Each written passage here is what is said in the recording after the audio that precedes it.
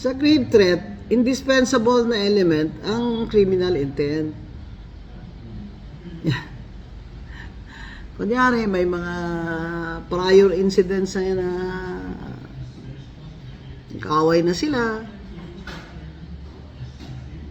Example lang yun. Israel versus people of the Philippines. Criminal intent is required.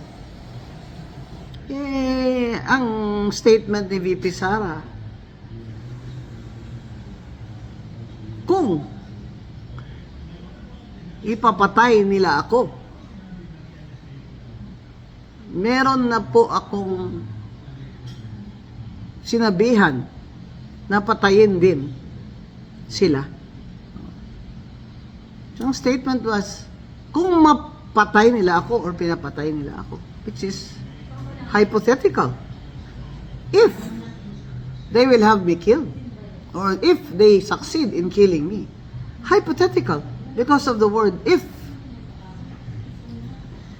Ano yan? Criminal intent yan. Masahin nyo na yung mga Supreme Court decisions. Hypothetical? Paano nagka-grave threat ang hypothetical? Tsaka, isa pa. Bakit naman ang grave threat ngayon ay one of the grounds na ba yan sa Constitution for impeachment? How is that a ground for impeachment? Yung offer of testimony just to prove na may grave threat, pero hindi pa sinasabi that it's to prove that it is an impeachable offense. Ano yan? Hindi naman yan graft, hindi naman yan betrayal of public trust. Hindi naman yan terrorism, hindi naman yan... Ano pa bang ground? Sahin nyo na yung mga grounds sa Constitution. Wala namang grave threat doon nasa ground. Dapat si BBM, nag-file siya ng criminal action against VP Sara kung talagang argabyado siya. Akala ko ba kinaiinggitan ng ating health system ng ibang bansa? Ha? Sabi ito ni Larry Gadon. Bakit parang papalitan yung health secretary? Kingin ang buhay nito. Oo. Itong administrasyon ni Lakay BBM, wawardi-wardi.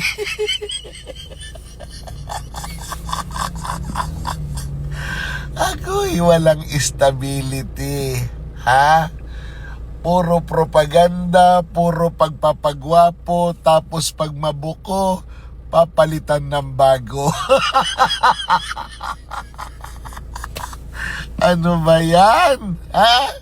Bidang-bida. Ha? Nagbigay ng 10 milyong dolyares. Sa World Health Organization, anak ng tinola. Ha? Ibang klase. Tapos, papalitan din pala. Tatakbo pa naman itong senador. Ako'y buhay talaga. Anyway, wala naman talagang magandang nangyayari sa administrasyon ni BBM. Sana sa 2028 meron na tayong subway. Diba? Wala eh. Ninyakaw din yung pondo. Lahat ng direct foreign investment, lahat ng mga inutang, lahat na convert, napunta sa flood control. Kingin ang buhay natin to.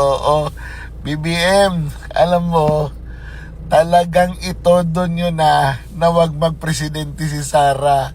Dahil pag magpresidente si Sara, kulang ang kulungan para sa inyong lahat.